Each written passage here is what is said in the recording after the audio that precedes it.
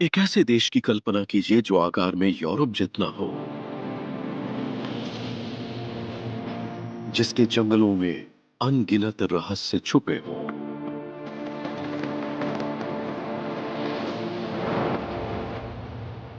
जहां दंत कथाओं जैसी जानवरों की पीढ़ियां अपनी विरासत को बचाए रखने के लिए जूझती हो।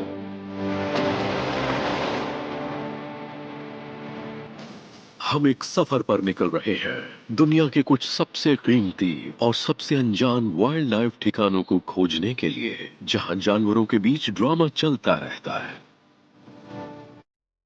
ऐसे शानदार ऊंचे पठारों और रहस्यमयी पहाड़ों से लेकर दुर्लभ, हैरान करने वाले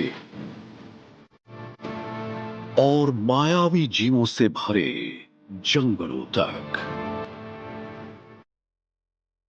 खतरनाक मैदानों से लेकर जिंदगी से भरपूर दलदली इलाकों तक, चीन के जंगलों का राज खोलने का वक्त आ गया है।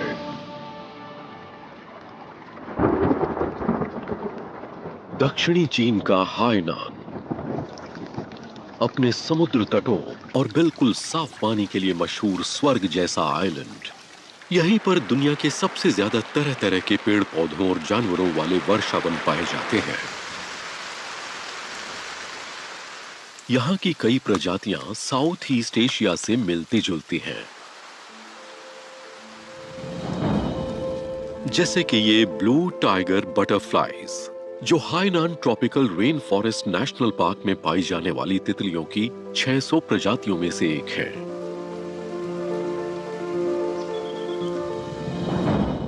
बारिश हो या धूप, दुर्लभ और अनोखी प्रजातियां, जिनमें से कई सिर्फ यहीं पर मिलती हैं, इस द्वीप के वर्षावनों में फलती फूलती हैं।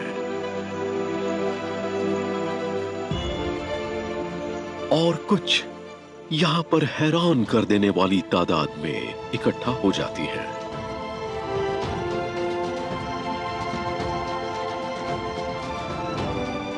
जैसे तितलियों का ये रंगीन समूह, हाइनान का ये छुपा हुआ जंगली अंदरूनी इलाका कुदरती अजूबों से भरा हुआ है और खोजे जाने का इंतजार कर रहा है।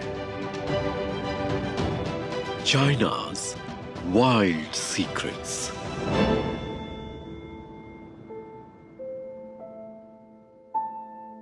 The island rain forests. Monsoon वाले मौसम और घनी हरियाली के साथ हाइनान कुछ बेहद खास संकटग्रस्त प्रजातियों के लिए सुरक्षित ठिकाना है। एल्स हिरणों का एक पहरेदार हवा के दबाव में बदलाव को परखते हुए आने वाली धूप को महसूस कर लेता है। अब पूरे परिवार के इकट्ठा होने का वक्त है।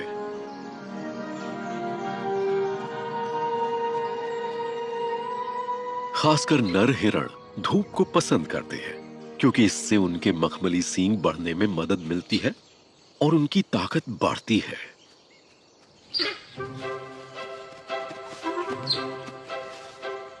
100 किलो तक वजन होने के बावजूद एल्ड्स हिरण बेहद फुर्तीले होते हैं। 5 मीटर तक लंबी छलांग और 2 मीटर तक ऊंची कूद लगाने में सक्षम। इनके दक्षिण पूर्व एशियाई रिश्तेदारों पर हुई स्टडी बताती है कि ये पिछले हिमयुग में हाइनान द्वीप बनने के बाद से ही यहाँ पर फलते फूलते रहे हैं।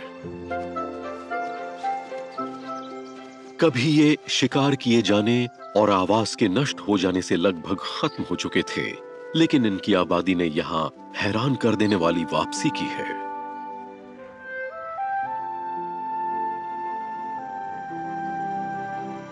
माना जाता है कि हाइनान द्वीप करीब 1.5 से 2 करोड़ साल पहले मुख्य भूमि से अलग हुआ था।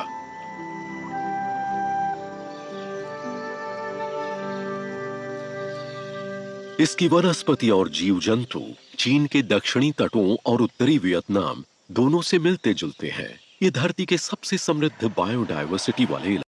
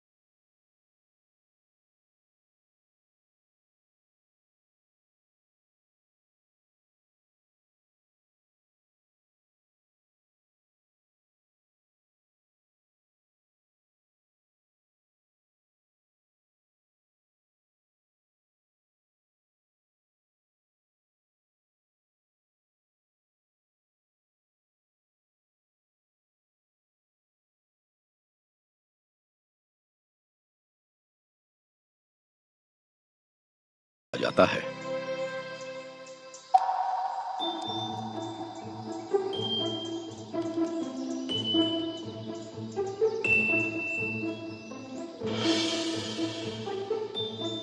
चींटियां भले ही छोटी हों, लेकिन उनकी तादाद बहुत होती है और वो प्रोटीन और अमीनो एसिड से भरी होती हैं।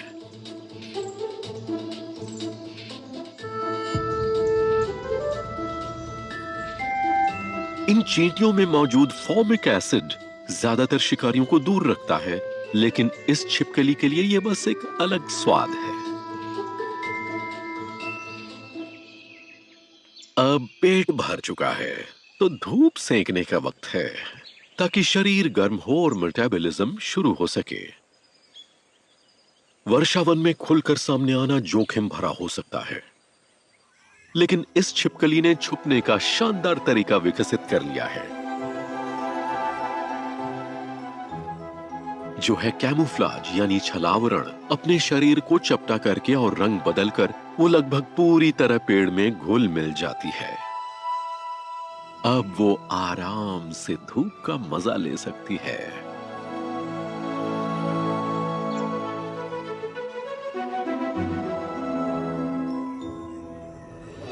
मगर क्या सचमुच? कुछ तो गड़बड़ है।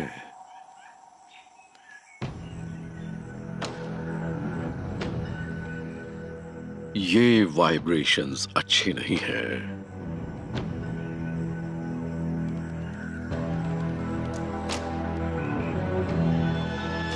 लगता है इस पेड़ पर पहले से ही किसी और का कब्जा है और वो अपना लड़ाई वाला झंडा दिखाता है। लेकिन विरोधी पीछे नहीं हटने वाला। अब भागना ही पड़ेगा।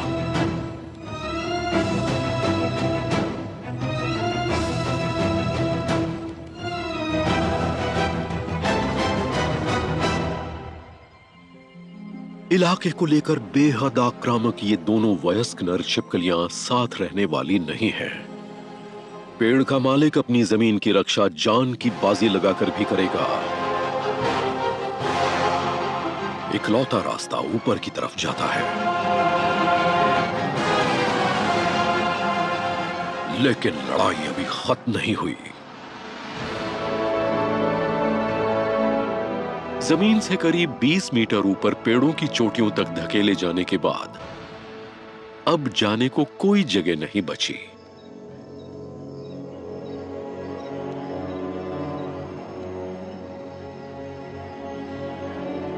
क्या उसका विरोधी थक गया है?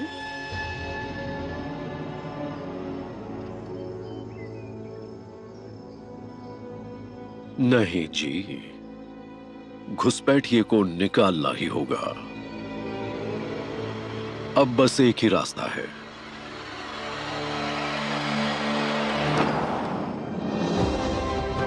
ड्रेको मैक्युलाटस, उड़ने वाला ड्रैगन। ये एक उड़ान में हैरत अंगेज अंदाज में 50 मीटर तक फिसल सकता है।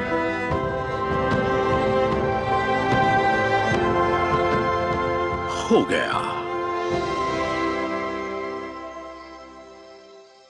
करीब 2 करोड़ साल पहले इन असाधारण छिपकलियों ने पंख जैसे झिल्लीदार अंग विकसित किए, जिससे वो बिना पेड़ों की छत से नीचे उतरे खतरे से बच सकते हैं और खाना ढूंढ सकते हैं। और इस जंगल की छतरी को आकार देता है एक खास तरह का पौधा, एगार वुड। ये मूल रूप से अफ्रीका से आया है। करीब 3 करोड़ साल पहले एशिया में इसके आने से जंगल की छतरी की ऊंचाई काफी बढ़ गई।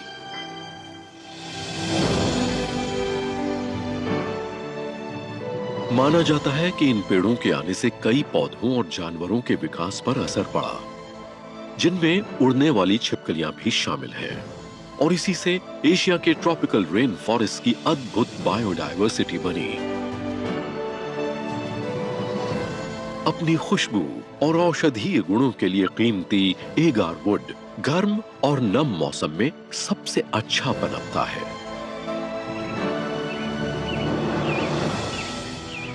Hainan tropical rain forest national park 4000 square kilometre से ज्यादा जंगल की हिफाजत करता है, जिससे ये एगार वुड और कई दूसरी संकटग्रस्त प्रजातियों के लिए अहम शरण स्थली बनता है।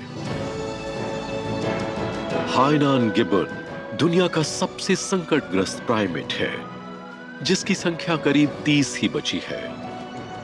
वो सिर्फ इसी द्वीप के संरक्षित वर्षा वनों में जिंदा है।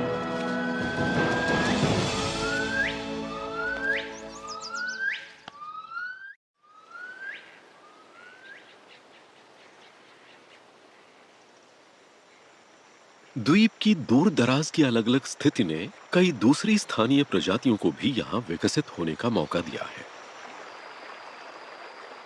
इन जंगलों से बहने वाली नदियां और नाले कीड़ों की एक हैरान कर देने वाली दुनिया को पनाह देते हैं।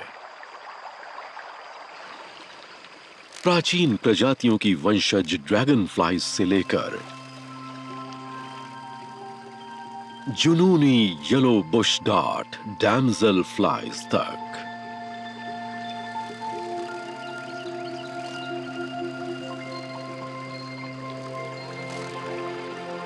और यहां एक ऐसी खास मक्खी भी है जो दुनिया में कहीं और नहीं मिलती।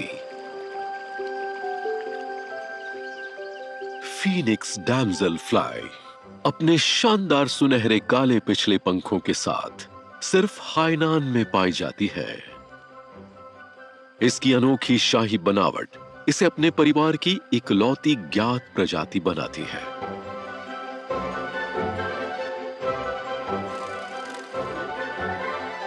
ड्रैगन फ्लाइज की तरह ही डैमजल फ्लाइज भी खतरनाक शिकारी होती हैं, लेकिन उनका एक नाजुक और खूबसूरत पहलू भी है। एक डांस ऑफ। इन दो नरों के लिए दांव पर है एक इलाका और एक संभावित साथी। अपने चमकदार नीचे वाले पंख दिखाकर वो परिपक्वता और फिटनेस का संकेत देते हैं, लेकिन मुकाबला गर्माता जा रहा है। और भी प्रतियोगी जुड़ सकते हैं, लेकिन सिर्फ एक ही नाचता हुआ जीत हासिल करेगा।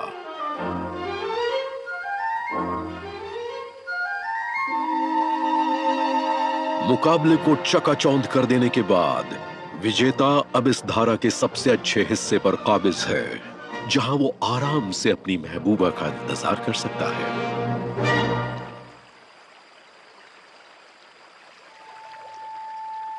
नदी के किनारों और जंगल की जमीन पर प्राचीन पौधे फैले हुए हैं, जो जीवन को हैरान कर देने वाले तरीकों से सहारा देते हैं। 40 करोड़ सालों से काई दुनिया भर में पनपती आ रही है। ये जो खास एसिड छोड़ती है, वो चट्टानों को तोड़ने में मदद करता है, जिससे मिट्टी बनती है, जो जंगल की जीवन रेखा है। और ये जो आवास बनाती है, वो अनोखी और चौंकाने वाली प्रजातियों के लिए सुरक्षित जगहें हैं। द हाइनान मैंटिस अपनी आंखों पर नुकीले सींगों के साथ यह अपने वंश की इकलौती ज्ञात प्रजाति है। इसका गहरा रंग इसे काई से भरे माहौल में घुल मिल जाने में मदद करता है, जहां इसके साथ कई और अजीब दिखने वाले जीव भी रहते हैं।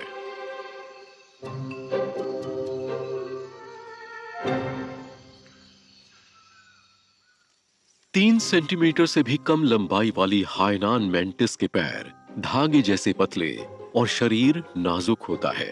ये आश्रय और चढ़ने के सहारे के लिए काई पर निर्भर रहती हैं। काई इसे कई बेखबर शिकार भी मुहैया कराती है, और इसके बिजली जैसे तेज वार की रफ्तार से कोई बच नहीं पाता। सिर्फ 6 महीने की जिंदगी के साथ इस मैंटिस को जल्द ही साथी ढूंढना होगा, लेकिन यह इलाका प्यार के लिए कुछ ज्यादा ही सूना है। कम से कम यहां मौसम तो साफ है, तो वो रोमांटिक इशारे पकड़ सकता है। इस पेड़ की जड़ों से आती हुई एक लुभावनी खुशबू उसे खींच रही है। कुछ तो उसे कह रहा है कि यही सही रास्ता है।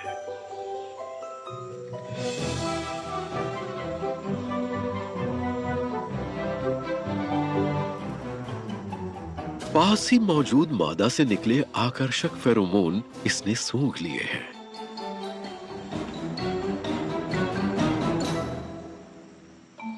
लेकिन यह वो नहीं है।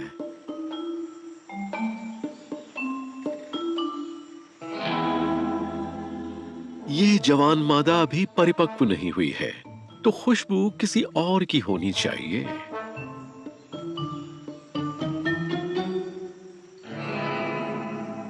उम्मीद है वो पास ही होगी। इतनी चढ़ाई थोड़ी थका देने वाली हो रही है।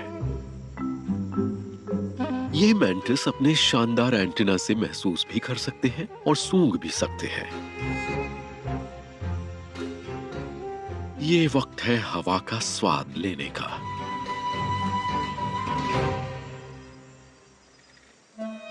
वो रही खुशबू बिखेरती सुंदरी। अच्छा इंप्रेशन डालने के लिए पहले एक झटपट सफाई जरूरी है। मैंटिस सफाई के दीवाने होते हैं। वो नहीं चाहते कि गंदगी बीच में आए। वो भी वैसा ही करती है। ये अच्छा संकेत है। जो इंतजार करता है उसी को अच्छी चीजें मिलती हैं।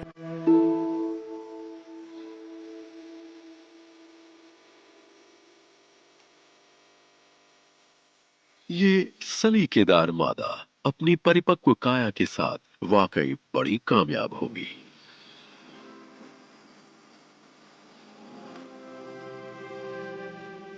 जैसे ही नर ने उसे देखा, वो मोहित हो गया।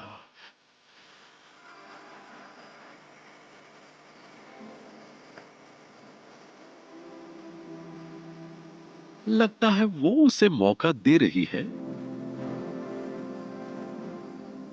लेकिन नर थोड़ा घबराया हुआ है। एक और कोशिश का वक्त। शायद आज नहीं।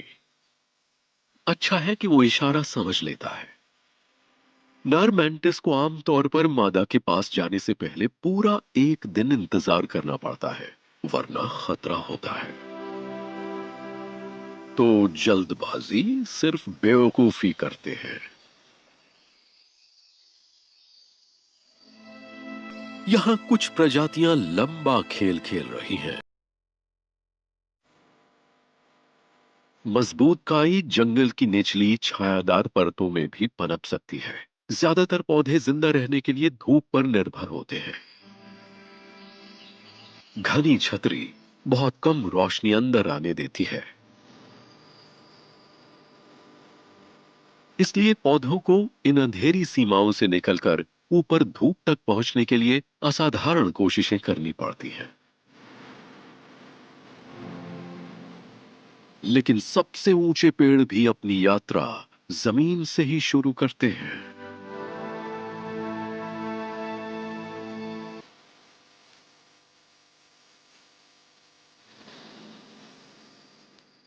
आसमान तक पहुंचने के लिए सहारे का होना मददगार होता है।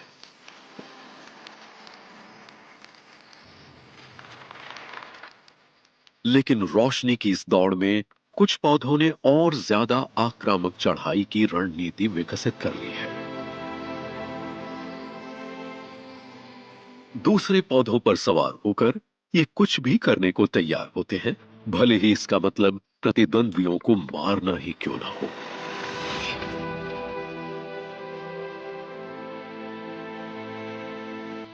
कड़ी प्रतिस्पर्धा अनोखी बचाव रणनीतियों को जन्म देती है।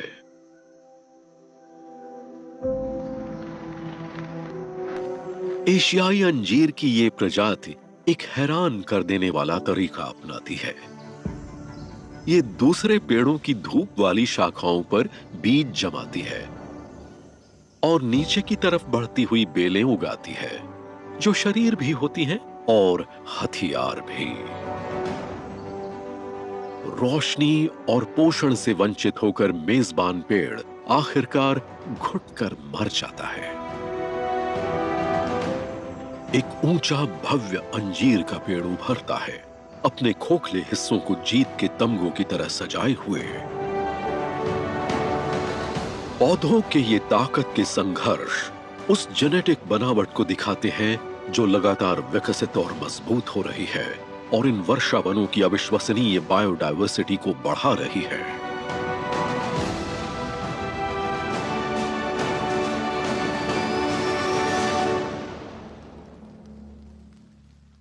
घनी छतरी चतुर जीवों के लिए भी घर बनाने की सुरक्षित जगह बनाती है। वीवर चींटियां, इनके जटिल घोंसले इनके लार्वा से निकले रेशमी धागों से बुने जाते हैं। चींटी कॉलोनियों में काम साफ साफ बंटा होता है। सबसे साहसी मजदूर चींटियां खोजी होती हैं। वो खाने की तलाश में घोंसले से बाहर निकलती हैं। वो पूरी तरह टीम प्लेयर होती हैं। जैसे ही खाना मिलता है, वो उसकी जगह की सूचना आगे तक पहुंचाती हैं। एक दूसरे को उगला हुआ खाना देकर ऊर्जा बढ़ाती हैं।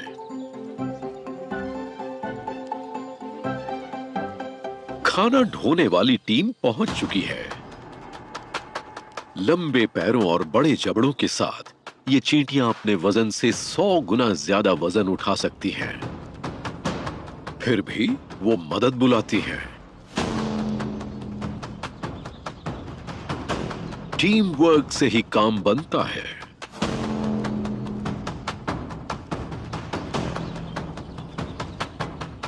लेकिन एक पहरेदार ने कुछ अजीब देख लिया है।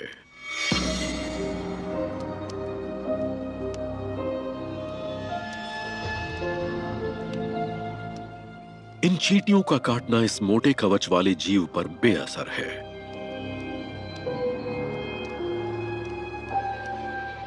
एक साहसी केकड़ा चींटियां बेहद सावधानी से आगे बढ़ती हैं।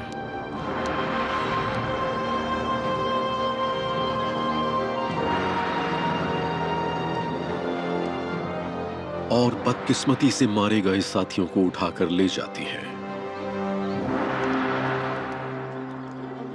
लेकिन आखिर एक केकड़ा पेड़ पर क्या कर रहा है?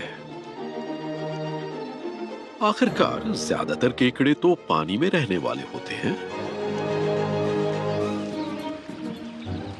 इतनी चढ़ाई के बाद डुबकी लगाने का वक्त हो गया।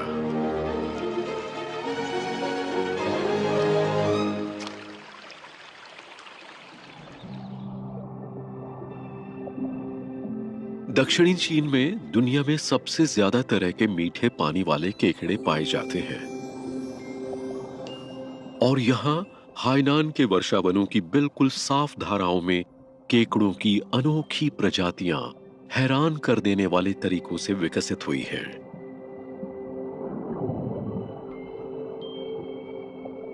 एक स्थानीय केकड़ों का परिवार। भले ही ये केकड़ा पानी में रहना पसंद करता हो, लेकिन कुछ है जो इसे वापस किनारों की तरफ खींच रहा है। अपने खास नुकीले पैरों की वजह से इनके नाम स्थानीय पहाड़ों के नाम पर रखे गए हैं और ये केकड़े हैरान कर देने की हद तक अच्छे पर्वतारोही होते हैं। भले ही सबसे तेज ना हो, लेकिन इनके मजबूत और लचीले पैर अच्छी पकड़ देते हैं। हालांकि चढ़ाई बिना जोखिम के नहीं होती।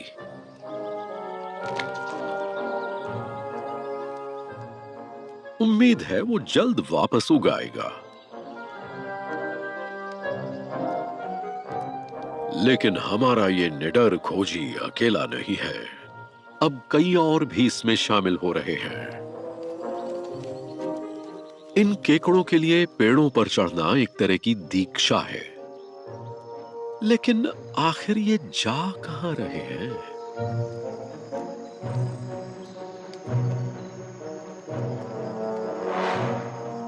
घर बनाने के लिए एक पेड़ का खोखला हिस्सा, लेकिन यहां तो पहले से ही कोई है। आखिरकार रहने के लिए एक जगह मिल गई। यहाँ के पेड़ों के खोखले हिस्से सुरक्षित और नमी से भरपूर होते हैं, साथ ही कीड़ों से भरे हुए, जिनको केकड़े अपना खाना बनाएंगे। ये उनकी पूरी जिंदगी के लिए काफी है। केकड़ों की करीब 10 प्रजातियां इन धाराओं पर अपने अस्तित्व के लिए निर्भर हैं, लेकिन इन स्थानीय केकड़ों की अनोखी चढ़ाई की क्षमता इन्हें बाकी प्रतियोगियों से ऊपर उठा देती है।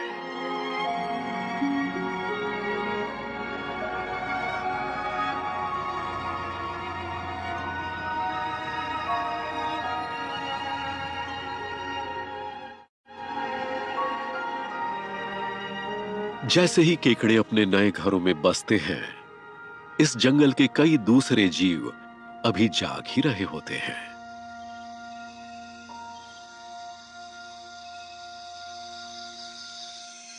जोल्स लेपर्ड गेको, जिसकी बड़ी आंखें उसे शानदार नाइट विजन देती हैं,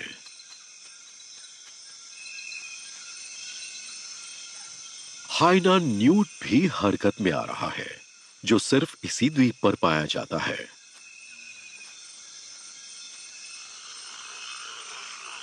और जब अच्छी बारिश के बाद की रात हो, तो हलचल होना तय है।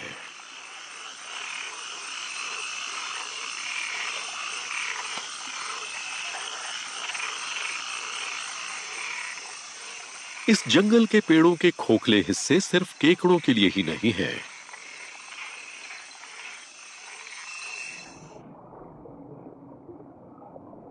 एक मस्सेदार ट्री फ्रॉग,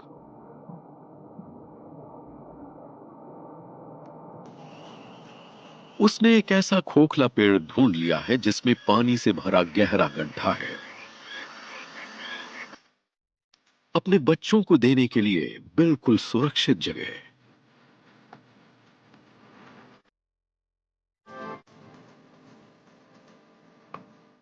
लेकिन एक नई मां होने के बावजूद वो बारिश के बाद की इस रात को मिस नहीं करना चाहती। ट्री फ्रॉग अपने फेफड़ों और त्वचा दोनों से सांस लेते हैं, और उनकी त्वचा को ऑक्सीजन लेने के लिए ज्यादा नमी चाहिए होती है।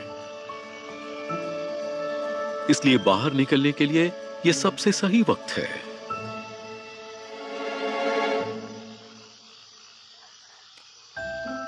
वो अपने पैरों की जबरदस्त सक्शन ताकत पर भरोसा करती है ताकि सुरक्षित उतर सके। अब उसे बस एक अच्छी जगह ढूंढनी है और इंतजार करना है कि कोई स्वादिष्ट मच्छर उड़ता हुआ पास से गुजरे।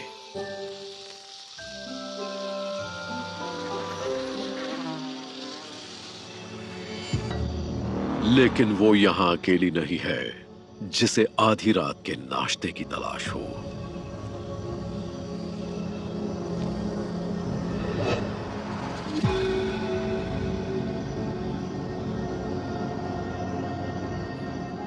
एक सफेद होठों वाला ट्री वाइपर,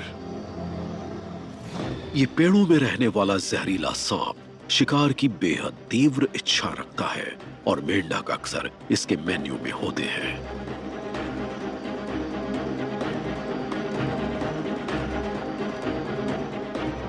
ज्यादातर पेड़ों पर रहने वाले सांपों की तरह यह भी घात लगाकर हमला करता है, जहर से शिकार को जकड़ लेता है और तब तक पकड़े रहता है जब तक वो मर न जाए। मेंढक को खतरे का एहसास हो जाता है। अब वाइपर इतनी दूरी पर है कि उस पर वार कर सकता है, तो ये अभी नहीं या कभी नहीं वाला मामला है।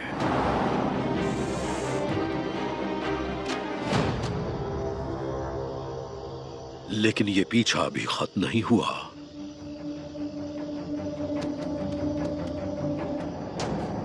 खाने के इतना नजदीक आने के बाद वाइपर इतनी आसानी से हार मानने वाला नहीं।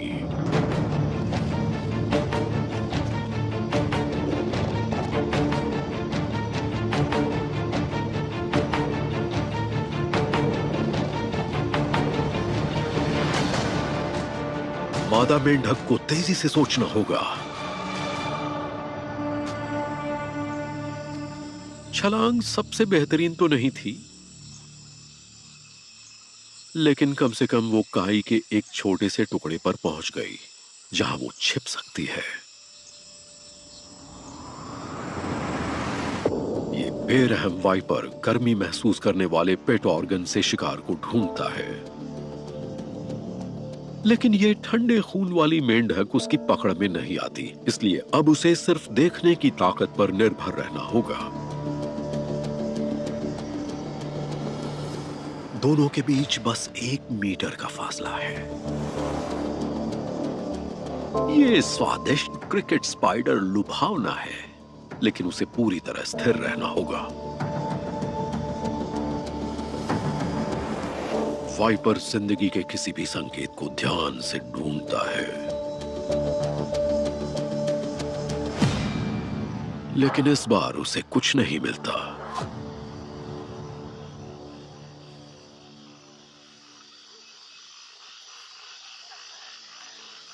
संकट टल गया। मेंढक के शरीर पर मौजूद मस्सों ने उसे काई में पूरी तरह मिला दिया। सांप के चंगुल से बच निकलने के बाद वो सीधा अपने घर और अपने कीमती बच्चों की सुरक्षा में लौट जाती है।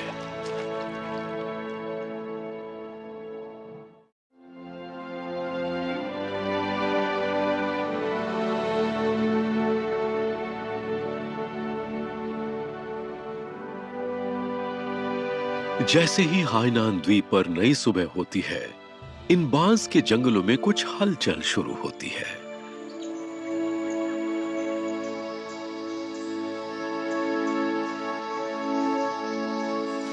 एक चाइनीज ग्रीन ट्री वाइपर आराम करने की जगह ढूंढ रहा है। उसे एक असामान्य चीज मिलती है। बांस के पत्तों का ये ढेर एक अजीब सी गंध छोड़ रहा है।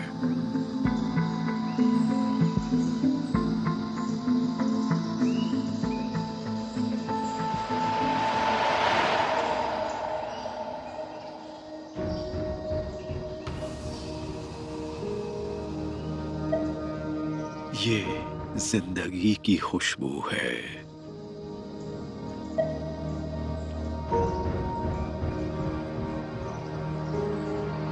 पर किस तरह की जिंदगी?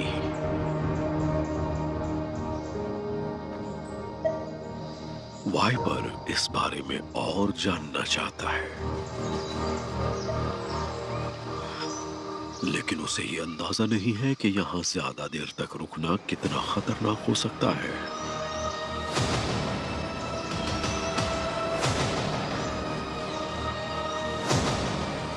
उसे एक और गंध मिलती है, पहले जैसी ही, लेकिन ज्यादा तेज और ज्यादा परिपक्व।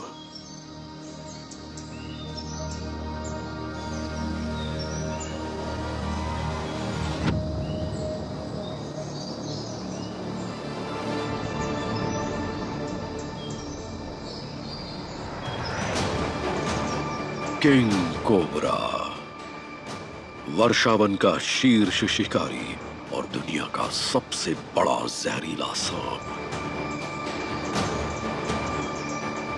इसका जहर वाइपर से 30 गुना तक ज्यादा ताकतवर होता है।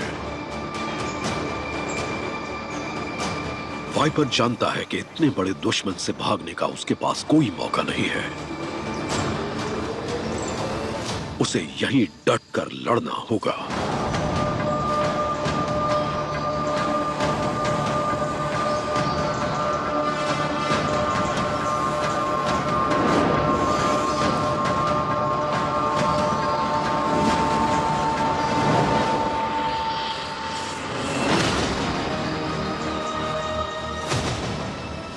बहादुरी से बचाव के बावजूद वाइपर सांपों के राजा के सामने टिक नहीं पाता।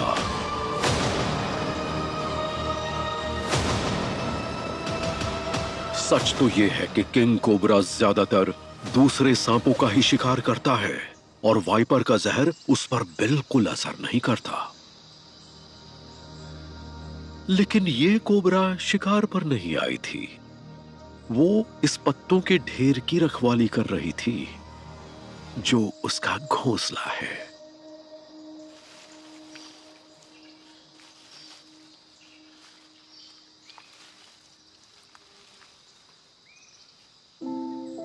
कई हफ्तों तक अंडों को सेने के बाद आखिरकार इसके अंडे फूट रहे हैं।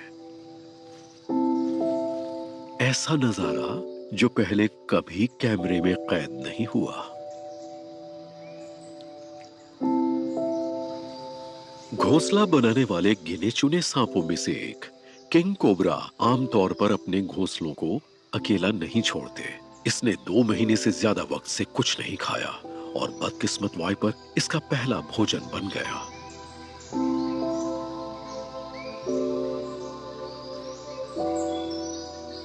अपने जबड़ों को फैलाना शायद खाने को आसानी से नीचे उतारने में मदद करता है।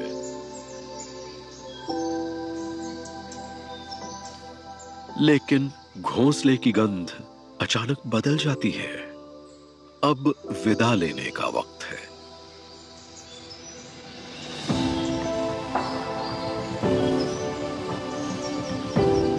किंग कोबरा में अपनी ही प्रजाति को खाने की प्रवृत्ति होती है, इसलिए अपने ही बच्चों को खाए जाने से बचाने के लिए उसे उनके बाहर निकलने से पहले ही वहां से जाना होता है।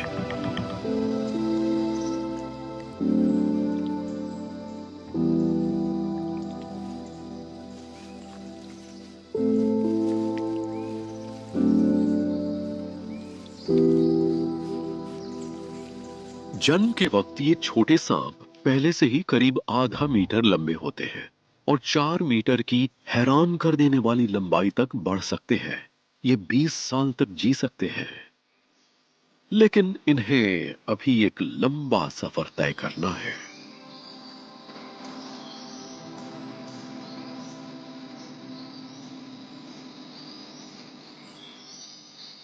घोंसला छोड़ते ही ये अलग अलग दिशाओं में चले जाते हैं। सारे पारिवारिक रिश्ते तोड़कर ये अपने अपने इलाके बसाने की खोज में अकेले निकल पड़ते हैं। लेकिन 24 बच्चों के समूह में से सिर्फ 1 या 2 ही बड़े होकर जिंदा रह पाते हैं।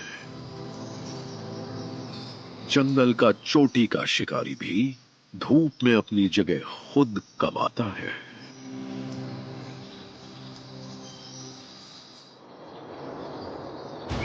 धरती की सिर्फ 6% सतह पर फैले होने के बावजूद ट्रॉपिकल रेन फॉरेस्ट्स दुनिया की ज्ञात प्रजातियों में करीब 80% का घर है। ये हमारे ग्रह के फेफड़ों की तरह भी काम करते हैं, कार्बन डाइऑक्साइड को कीमती ऑक्सीजन में बदलते हुए। इन अहम शरण स्थलों की कड़ी हिफाजत जरूरी है, ठीक वैसे ही जैसे हाइनान के द्वीपीय वर्षा वन, जो कभी वनों की कटाई और बिगाड़ से खतरे में थे, लेकिन अब प्रकृति फिर से इनका ख्याल रख रही है।